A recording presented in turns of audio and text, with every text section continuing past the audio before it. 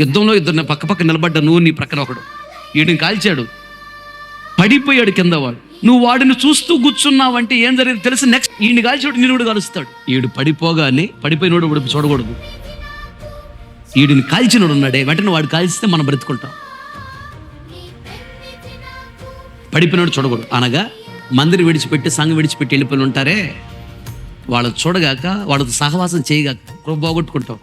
సొంత బంధువులు ఇంత క్లోజ్గా ఉండేవాళ్ళు, బాగా ఒకే ప్లేట్లో అన్నం తినేవాళ్ళు, ఒకే గ్లాసులో మంచినీళ్ళు తాగేవాళ్ళు. ఆయన సొక్కాలు నేను వేసుకుంటాను, నా బట్టలు ఆయన వేసుకుంటాడు. అంత బంధుత్వం ఉన్నటువంటి బంధువులు నేను సేవలోకి వచ్చిన తర్వాత వాళ్ళతో మాట్లాడటం మానేశా. వాళ్ళు లోకంలో ఉన్నారు, నేను దేవుల్లో ఉన్నాను. ఎందుకంటే వాళ్ళు మాట్లాడితే ఏం మాట్లాడతారు? ఏమంటే వాళ్ళతో మనకేం మాట్లాడుంటాయి? లోకంలో ఎవరైనా ముచ్చట్లే మాట్లాడతారు, మన లోకస్తులు కాదు కదా.